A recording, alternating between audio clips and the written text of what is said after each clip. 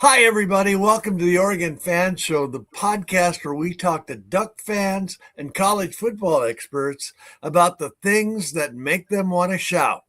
Our guest this afternoon is Gary Thompson, a lifelong Duck fan from Eugene, Oregon, I believe. Is that correct? That is correct. Born and raised at Sacred Heart, a block from campus. So. Dang. So when was your first memory of the Ducks and being a fan? I'm going to say early 80s. So I was, my parents, took us to a couple games here and there, early 80s, and I was wearing my Duck clothes. And my very first favorite player I remember is Derek Loville. So, really enjoyed the running backs, and then Bill Musgrave, about that 8 to 10-year-old age where you really start getting into sports is when, I was hooked, from the beginning at that point. Loville and Musgrave were two great names in the early days of Oregon's rise out of the absolute dregs of college football. Absolutely. I was only 4 at the time of that 1983 0-0 tie, but my parents tell me, we were watching it. And some of those early days, we just celebrated 6 wins. Hey, you got to bowl eligibility, it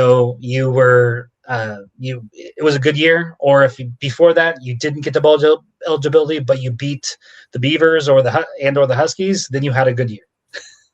It's funny to me sometimes, when folks get upset about an Oregon loss or falling short in the playoffs. Man, we endured some misery in the 80s. Absolutely. It does have a little bit different. So each of these seasons, I know the last few people have said, oh, it might be a disappointment, we didn't win this. I can't imagine. I'm just happy we won multiple Rose Bowls now and got to win an Orange Bowl that I got to attend last year. And so I take all of these as I'm still happy. Yes, a loss still devastates me, and I probably have a little bit of, depression over the rest of that weekend. But I still get up the next and thinking how we're going to be the next week and move forward. I like that attitude. I think that's a great way to fan. There's more than one way to fan, but that's a great way. Yeah. I welcome everybody. I love that the additional attention, especially over the last, since the late 90s, ESPN started coming here, being connected, more visibility, social media explosion, and the uniforms have really helped. And I don't care if you're a fan for 40 years or a fan for 2 days. We're going to welcome you and just have fun. I agree with you, Gary. I think that's one of the wonderful things about Oregon fans is that they are very welcoming, and it's a really fun-loving and generally positive group. I agree. The majority of people are very fun-loving, very positive. I go, I work in in computers, but I go to the Bay Area travel. I bring down miniature rubber ducks that I hand out to people in my meetings and stuff to show them that, hey, we're all just happy to be here and have these details that we can share you and just. That and my duck clothing. I have shoes and polo shirts and jerseys galore. So that's awesome. And so, in your fan history, 1995, the Ducks go to the Rose Bowl for the first time since 1957. That great Gang Green team. That was a question. Gary, did we lose you?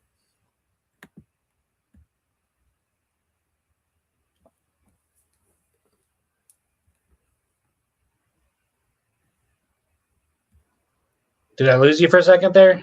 I think so. Must be an audio thing. We apologize for that. Yeah. I was just asking about the 1995 Rose Bowl teams and your memory of that.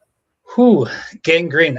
So one of my all-time most underrated players was on that team. So Alex Molden was absolutely one of my favorite players, and what I feel sometimes people underrate how, because, yes, Kenny Wheaton had the greatest play in Oregon history that changed our trajectory, but on that team, Alex Molden was the lockdown, absolutely best cornerback that we had in a very long time. And so, I loved, getting around. I had the gangrene T-shirt in the high school that I was wearing that I was super excited about. And, just watching that team, it was one of the first times I really was like, oh, well, defense can really carry this, and it doesn't matter. Sometimes our offense is amazing with Danny, and sometimes our offense, can have a little bit of be sidelined, but it didn't matter because our defense was so good. My brother-in-law and sister, got the, ability to go to that Rose Bowl. I wanted to. Unfortunately, I was 15 at the time, and I think my sister, being 5 years older than me, her and her boy, what now husband at the time, but her and her boyfriend going off to that. I don't think they wanted their little brother around, and I didn't have quite the money to afford the ticket at that time. Oh man, it's scary how expensive tickets can be now. I was just checking. The national championship game this year is in Las Vegas at Allegiant Stadium, right? I mean, the Ducks look like a team that has a shot at that. And so I was just kind of curious to kind of get a look. Tickets right now, guess how much they are for that game? 5 months out. I'm going to say $525. No, I think the get-in price is like $2,300, and a really primo seat is going on StubHub is going for somewhere upwards of $13,000. Okay. Wow. Well, I'm not going to pay that much. I'll wait for the U of O, to once we get there to have our allotment, and whatever they charge me, I'll pay. But, I know, I mean, luckily I've been very lucky over the last few years. I've been able to go to a lot of bowl games and a lot of away games. To get to a chance to see them in the, national title again is something I'm looking forward to. So I will pay, I don't know about, 13,000, but I'll definitely pay, somewhere close to that, 1,500 at level to 2,000 if I have to. So, well, it's one of the benefits of being a season ticket holder is you get first crack at bowl game tickets at a reasonable price. Absolutely. Though it is like, you have to be ready to log in and click that button, at your time slot, because if you are not ready, then they're going to go, keep on going. So I try to make sure I, coordinate with some friends, and we know what time slots, we all have, and, some travel companions I have, and we try to figure out exactly which one, has the best time slot so we can get the tickets. Well, that's great. If the Ducks get that far this year, and it looks like they have the talent to do so, we'll definitely have to touch base and have a cold drink or a slice of pizza in Las Vegas.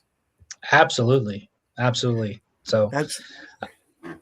I really enjoyed the Orange Bowl last year. I mean, one of the things memories I have. So my mom passed away in April. She actually went to the U of O in 1965 and 66.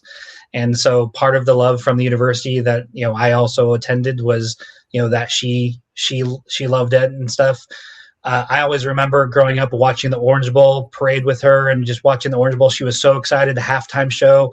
And so to get to just be there at that game was very special for me in January. And, I revel in those opportunities to get to go to those bowl games, go to the playoff games. Last year, me and a few buddies, we tried going to almost all of the away games that we could. So, we tried to, take advantage of things. We use points in order to travel. We use rewards on, airlines and stuff to try to make sure we get flights. We look things in advance.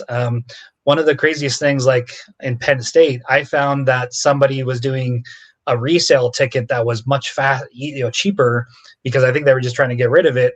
And so I got much better tickets than some other people because I found a resale that was doing it, and I just happened to click on it at that right time, and I bought it immediately. So it's looking at all those different features of how to travel, and try to make it economical, and but still get to have fun with your friends. That's great, Gary. Serendipity, the art of making brilliant discoveries by chance. Yes. Well, this is how old you and I are getting. We won't say how old, but on the screen right now, I have a picture of Elijah Molden, Alex's son. Alex you're right, was a great player, spent 11 years in the NFL. And now his son is a teammate of Justin Herbert's with the Chargers. And his other son, Hosea Molden, which I'll bring up right now. You see him there, 6'0", 175 quarterback from West Lynn High School, is a member of Oregon's 2027 recruiting class, as you see from 247 Yep. Ports, a top 251 player in the country.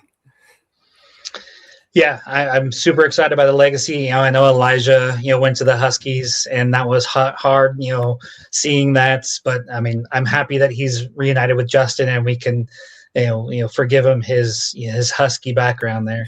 But yeah, I'm super excited for the legacy of Josiah to have the Molden name with the Ducks to keep on, hopefully keep on that legacy going forward and stuff.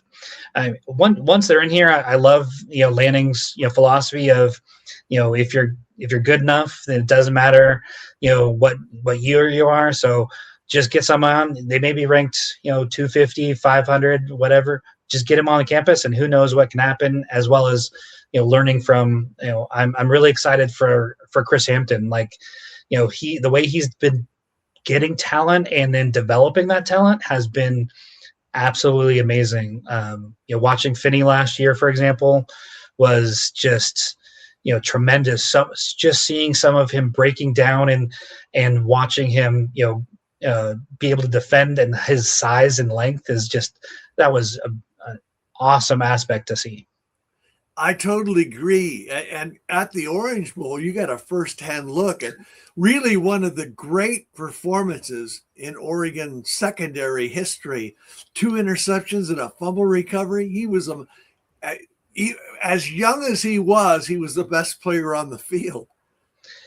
I mean, that used to be like a freshman year or freshman career, for somebody to have 2 interceptions and a forced, fumble recovery. So that was amazing. And he looked so excited out there. That was the really cool thing. Like I loved staying and watching all the celebration on the field and stuff. I mean, I don't remember how much they showed of it on TV because they had to cut away to the next game, but being able to, we stayed in there a good almost hour after the game ended, just seeing the celebrations and people just being excited. So he was very excited. It looked excited out there. I don't want to say that he was, but he looked excited out there, and super proud that, of seeing that ability and that game from him.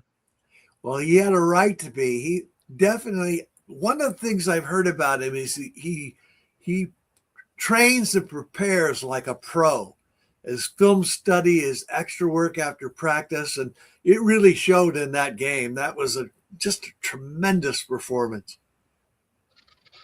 Yeah, absolutely. I mean, I think I saw one quote from him this year in the offseason saying that he didn't even necessarily know all the defense. He just knew what he was supposed to do. So if now that he knows more of what everyone else is doing around him, I look forward to seeing, that next level of not just freshman All-American level, but now we get to regular All-American level. It feels like that. I'm excited. Chris Hampton's done a great job with that group in general, and I'm excited to see just how good Finney might be in year 2. I think Iffy is going to take another step up. Jet Washington, Trey McNutt, the list goes on and on. There is so much talent in that secondary. Yeah, I mean, I'm really excited about McNutt. I know that I was reading and listening all the stuff about camp last year, and everybody was so excited before he got hurt, and so I'm looking forward to seeing what he can do in that secondary. I like them able to be able to move a bunch of pieces around and have people that almost can be. I mean, they use the term in basketball, positionless basketball, right? They almost get to the point where you have a positionless secondary where they can do every aspect of it. They normally get called a safety or rover, but they can come down on the slot. They can, line up with the tight ends. Seeing all of those aspects, I'm really looking forward to seeing that. I went back and watched a little bit of Chris Hampton when he was at Tulane, as a DC, especially against that USC. I watched that game, where Tulane beat them. So I'm excited. I mean, if Lanning has confidence in him, I'm with Lanning's track record. I don't think that he hires people that can't do the job. He doesn't just, give credit to somebody without knowing that they can do it. So I'm super excited to see what he can do. Lanning's been a head coach for just 4 years. His winning percentage ranks between Frank Leahy and Urban Meyer, and he has had 3 coordinators become head coaches in the Power Four. Yeah. I mean, that is insane. Like it was, I really loved Kenny. Like I that year that Kenny and his, seeing him become a head coach and stuff, he was fun and stuff. I mean, Will Stein was also, great and stuff. So it's interesting to see, okay, we get to see what Drew does now, but like, I cannot believe what he has done with our tight end room in general over the time that he's been here. And so from that aspect of it, especially with, what the NFL does when they start going to more 12 and 13 personnel to what, probably that college is going to do some of the same stuff to get some of those more tight ends. I mean, that just could be crazy with our tight end wide receiver combinations that we can do. And Johnson last year, when he was able to, we were able to have both Sadiq and Johnson on the field at the same time last year. That was just, awesome to see. And so I looked forward to seeing how we can do that with some of these new tight ends that we have. I mean, I know Harrison's the big recruit and stuff, but Olesh, I think, is the transfer in there that, yes.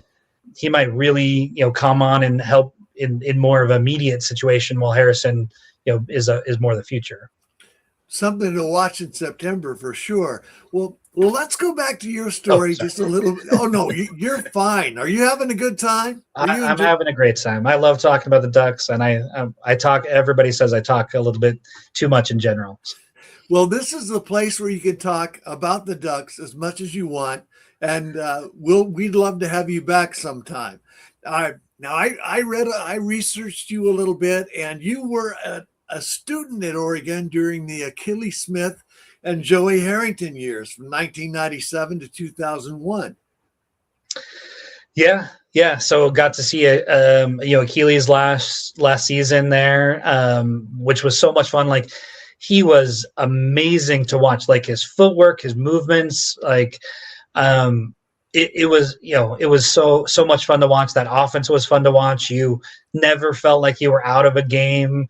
And his rocket of an arm, he just, threw that thing. And that was amazing. And then 1998, when we had the first Duck Vision come in, and I'm a student running down, trying to get, being crazy, be on camera with everybody else, but getting to see, AJ and Joey and have that battle, and, who comes out on top. And I mean, love Joey to death, and probably, aside from Marcus and LaMichael and Haloti, Joey might be probably one of my all-time favorites because I was his similar age to him, and we were at school at the same time.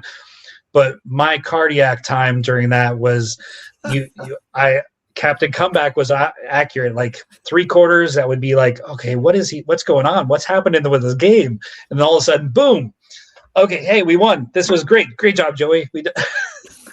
So, and so that was amazing to see, and really, yeah, get to see, the first game day came during that time, what I think against UCLA, and, getting to go be part of the first one, and doing that stuff was really amazing to see, and getting to see Oregon on SportsCenter, which previous to that, we weren't really on ESPN or any of that stuff. So getting to see that, and then the uniforms. I mean, I'm a big guy, so crop tops were probably not the best thing for me. So getting to actually have the Nike, full uniforms. I still have my Sammy Parker #1 jersey, that I got when I was a student, and I wore to almost every game there. And I think was that 2000, 2000, that #1. It was, I said it said Sammy Parker, but that's when the Oregon really started to, well, we're just going to sell the #1 jersey, and it's doesn't have anybody, but I was telling everybody it was Sammy Parker's because Joey was throwing to him at that time in 2000, 2001. Yeah, the great throw in the Fiesta Bowl, 80 yards for a touchdown. Not going to catch him. So which do you think is the better play from the Fiesta Bowl? The Maurice Morris, rollover run touchdown, or the Sammy Parker catch? That's a great question. I mean, they're both tremendous plays. What do you think? I think the Maurice Morris one was just a so unique of a play, and have that. I mean, I think the Sammy Parker really, and then Joey turning to the camera and like being fist pump, that was more of a break the back, like we are winning this thing. The Maurice Morris was just a crazy play that we don't see all the time. Incredible second effort for him to keep running. And it's sort of ironic, too, because the same sort of play led to heartbreak for the Ducks at the national championship game in 2011. The difference being that play was called wrong.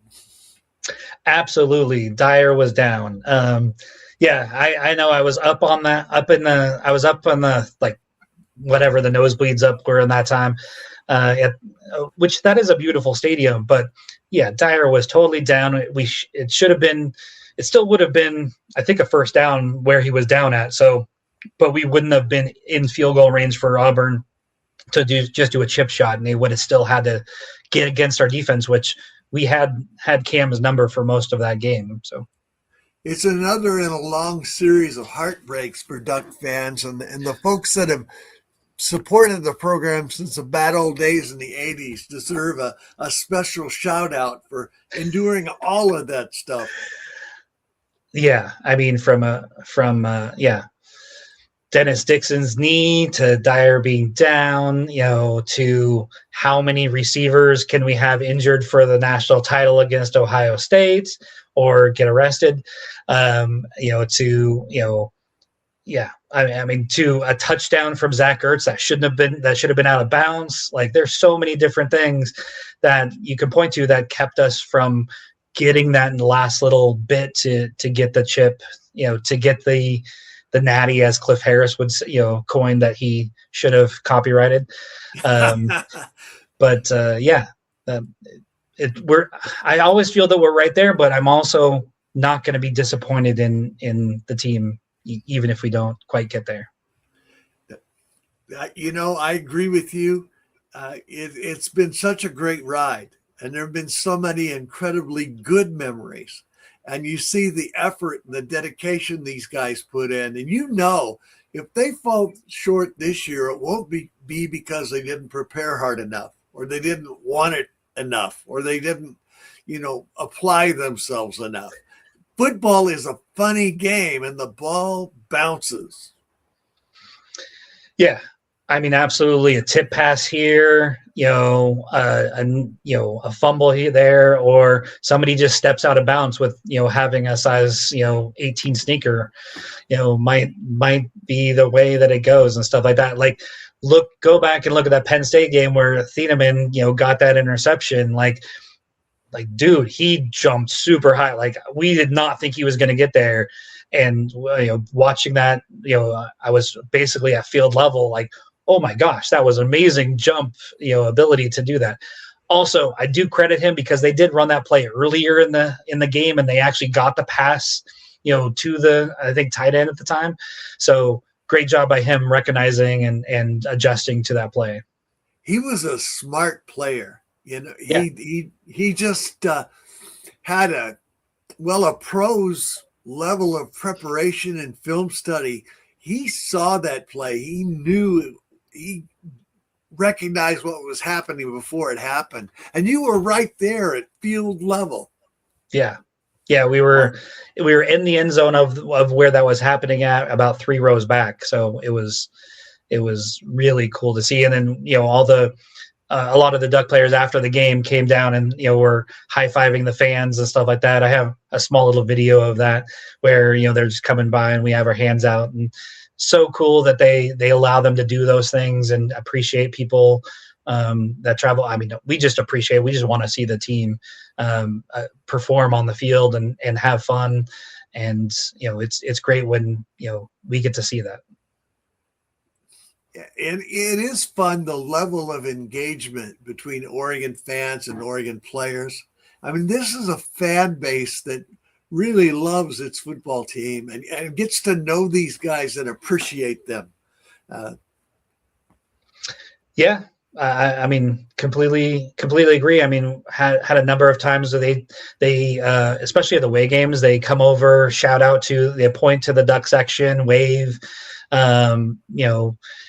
getting to see all that. I love that Lanning lets them engage. Like, at Iowa last year, I wanted to make sure I was at that game because I've had, people in, our family that have, or friends that have had, passed away from cancer. And so getting to look at the Children's Museum and turn around and wave, and getting to see that Lanning let all the team turn and take part in that.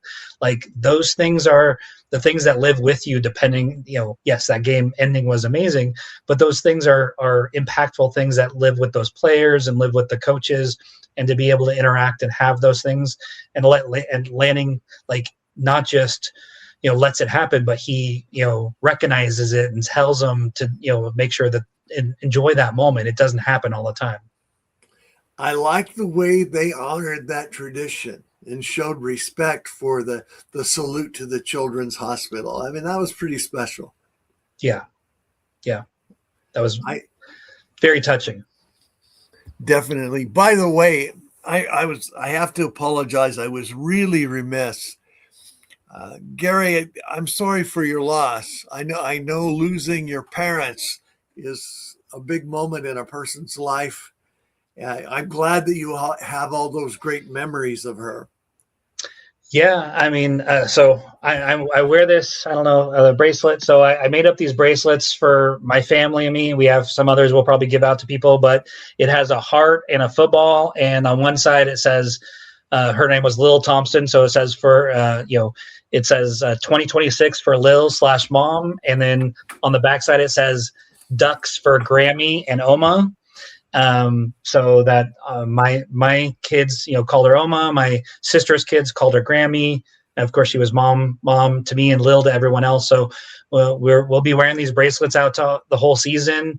I'm talking to the athletic department to try to get a little memorial up for the September 18th game, Portland State, where I have a lot of family that will be at that game. So we'll get a little memorial to her. She was very special, probably the most positive person I've ever met or has been around in my life. Always helped me look on the bright side of things. One of the aspects, she took me to my first away Duck game. So my dad's brother, my uncle, and I in the Civil War, Bill Musgrave's last Civil War. In Corvallis. It was my first away Duck game. She got the tickets. It was a torrential, wet, downpour, and a terrible 6-3 defensive game. But where I was excited to see my favorite player's last, local game. He played in the bowl game after that, but getting to see his last game, but I'll never forget it.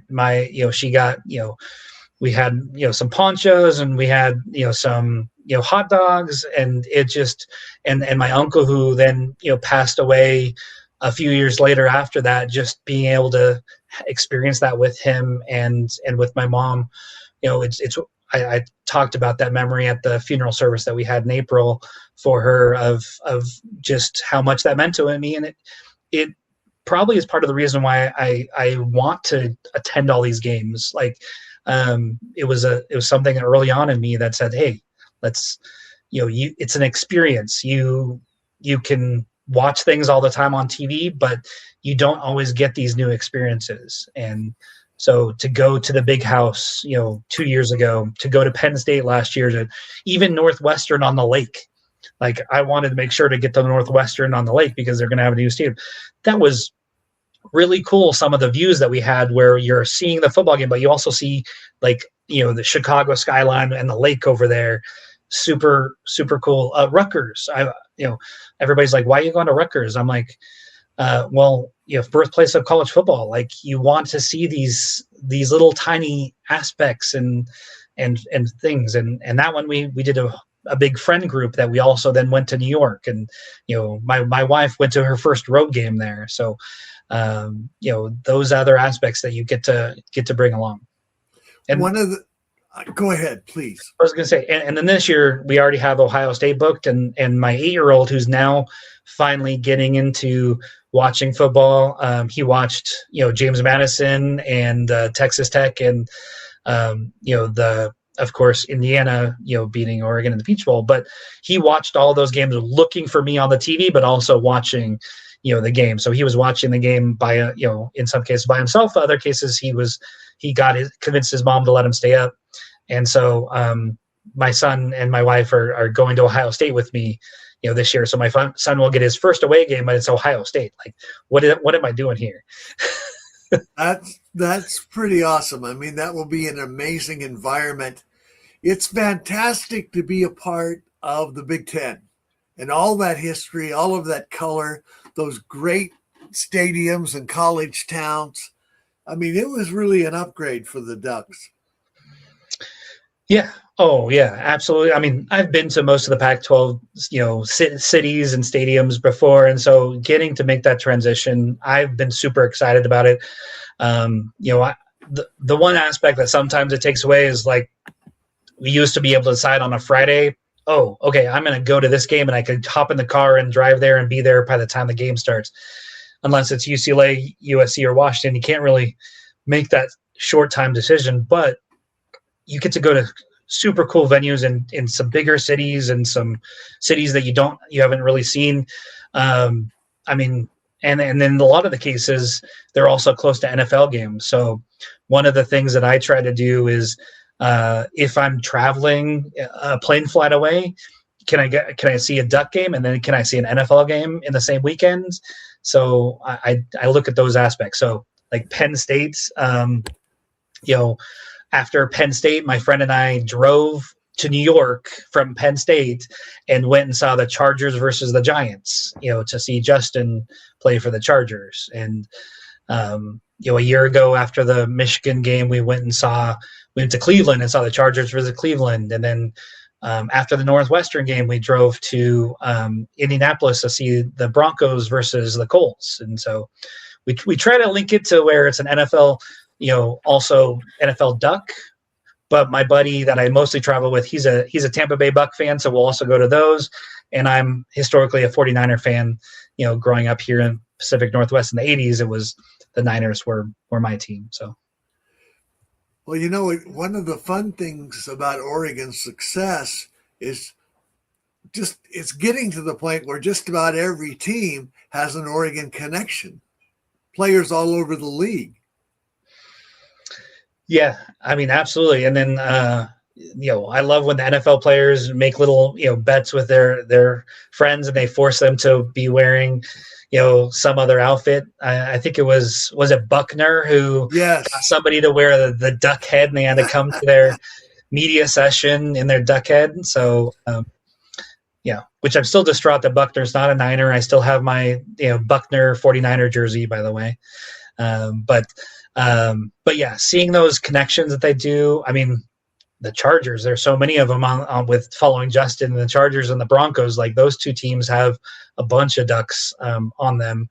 But getting to see people, and then my buddy being the Bucks fan, I give him a hard time saying that they're really now becoming the Tampa Bay Ducks, with Bucky and Tez. So so it's really cool to see how many in an NFL, and I watch the whole drafts all the time, and I'm watching not just for the teams I like and root for, but where did this Duck fan go? How does he fit in? Look at the depth chart, oh, look, for this first preseason game, Malik Benson's on the first string depth chart right now. And, who knows if that's just preseason, but that's really cool to see for the Raiders. He was one of the great stories last season. He had a couple of drops in the spring game, but wow, did he come up clutch for the Ducks during the year. That was amazing to me. So he had all the hype, right? When Florida State and Alabama, and had all this hype, and then didn't, had okay stats and stuff. And so coming in here, I did not expect that. And, especially once DeCorian got injured, like he was literally counted on and Gary Bryant coming back from his injury, right? So he was literally counted on so much. And I mean, that catch against Washington, that needs to go up there on the Jumbotron this year as one of the highlight plays of last year of, showing everything of getting people excited, because that will live in our rivalry with Washington lore. If we make a cut up, that should definitely stick on that cut up. Absolutely. 3rd down and 9, about 8 minutes left to go in the game. The Huskies have gotten within a touchdown. They need a big play, and Washington's going to bring the heat. Moore finds Benson over the middle, and Benson just races to the house, 64 yards for a touchdown.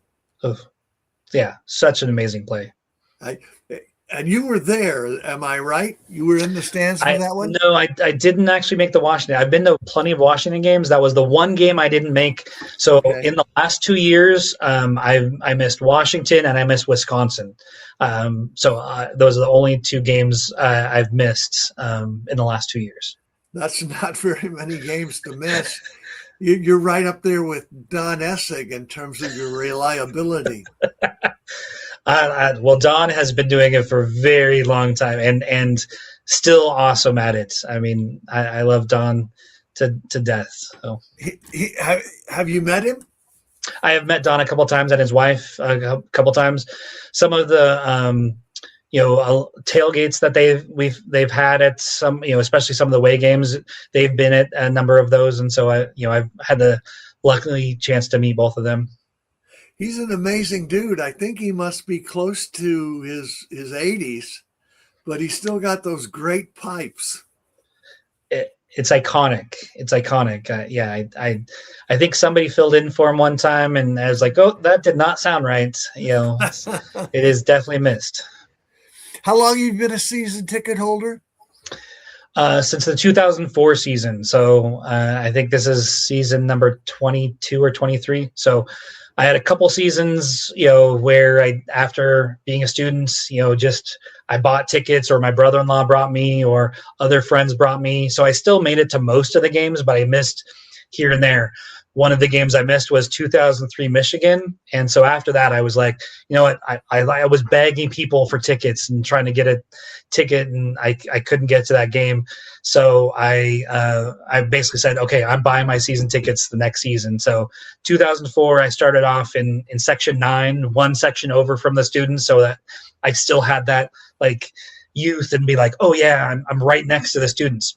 It got annoying a little bit too much after. And when they start cutting through the other sections and trying to go through section 9 to get over, it's like, okay, I'm ready to be over the nice in the sun on some of those 100-degree early days. You're right in the sun baking. So I switched over to section 34 in 2011, and then have made my way down and in section 34 to row 10, which I've been at the last 11 seasons. Well, that sounds like a lot of great memories with friends and family. Yeah, I've only missed since that time. I've only missed one. There's a couple games I had to leave early because there were people planned parties or weddings, but I still went to the game. And then after we had it in hand, I left. But there's only been one game I missed, and that was, I think, 2008 Stanford, torrential downpour, and I had 100-degree fever. Everybody told me I shouldn't go to the game. So that's been the only game since a season ticket or home game I've missed. Well, you've been blessed in your life to pay for 20 years of season tickets. You must have done very well in your career. Yes, I've been very lucky, in that aspect. I also then, when I'm making a budget with my wife, that it gets earmarked already in my budget. So this is counts, and we make, plans around that. So if I have to choose between a vacation and duck tickets, I'm choosing duck tickets. If I'm working, house renovations or duck tickets, sorry, it's still duck tickets. What do you like to do away from football? Yeah, so I have two kids. So my oldest son Trey, he's 21. So get to spend time with him. It's a little bit different having a 21-year-old and the aspects of what you guys do. And then my youngest son Tim, he's 8, and so a lot of my time right now is chauffeuring the 8-year-old around to. He does swimming, he does camps, school, a lot of that stuff, but. I play poker. We have I love Texas Hold'em, so playing poker with some friends and some buddies. I do watch a lot of sports on TV, so I coach my son, my 8-year-old. I coach him in basketball, so I am a basketball junkie. If I'm not a football junkie, so I will pick up almost any game that's on and just watch it and break it down and think about how something could be used. Yeah. Well, you've got to come back and be my basketball consultant, because I know the game, but I don't have that level of understanding of it. Anytime. Outstanding. Well, Gary, it's been an incredibly fun conversation. I hope you feel that way. What's your outlook for this year? Are you on the fence? You're trying to protect yourself from heartbreak, or are you all in? I'm all in. I'm pushing the chips to the table. I'm all in for this season. Dante coming back. My son went to his camp. He had a 1-day camp here. My son went to his camp, and he was so humble and stuff. I think the world of him. I think he's going to be. I think he will be the number 1 pick. I don't think it will be Arch. I don't think it will be Julian. I think he will be the number 1 pick. I think the Ducks are all in. We're going to win the title. He's going to be up there for the awards. And I think Drew is going to unlock some stuff with our tight ends. And I didn't even get a chance to talk about running backs. I mean, Davidson and Hill, that combination is amazing. So I am all in on the season and looking forward to it. I agree with you about Davison and Hill. I mean, they're so dynamic and they have such different skill sets. I mean, Davison is just a bruiser, 6'0", 236, 15 rushing touchdowns last year. And Hill is lightning in a bottle. Yeah, and we used so many running backs last year, right? So I also excited about, I'm going to, I also play video games. So I played with my college football, 27 after, Hill and Davidson was Riggs. Like I played with Riggs a bunch and stuff. And so I'm excited about Riggs, and then Ball coming in, right? I know I don't want to, overlook Price, but I'm excited by Ball, especially when you see LaMichael, tweeting little things about Ball and stuff like that. So you start getting a little excited when you hear some of those other things. And I mean, I think with Davidson and Hill, we got a chance with any type of aspect, and then those other guys just mix them in, and we can keep them fresh. I think that's the big thing. Don't wear out too many of them. You have a good stable, so run them all and run them hard. Yeah, Rashad Samples does a good job with that room of using all of their talents, and Ball is so quick and versatile. He kind of reminds me a little bit of DeAnthony Thomas and his skills. Absolutely. And to have, DeAnthony, we didn't even talk about him earlier, but he was just one of those players that you hope that somebody is like him, but you can never replicate. The thing I loved about Thomas as a player was he just had so much joy in the way he played and the way he interacted with the Oregon community. Absolutely. And, he's come back a couple of times, I think, and been in the community around. And so, Dat, right. Everybody can just say Dat and everybody knows exactly what you're talking about, and talk about back in the day at video games. He was amazing to play in video, even though it wasn't official him, but that was an amazing cheat code that you had when you got to play online as with having him on your team. Remember the film highlight of that great play against Washington State where he's zigzagging and turns the safety around 3 times on the way to the end zone? Yes, I will not forget that play. That was so awesome. A lot of awesome plays, a lot of awesome players. And Gary, it's been fun to talk with you about it. I hope you had a good time, and I hope we get to hear from you later in the season. It would be really fun to get a report from you when you're at some of those historic venues around the country. Absolutely. Thank you. And make sure go Ducks there. Go Ducks. It's been a joy to have you, Gary, and I appreciate your time. Great. Thank you very much.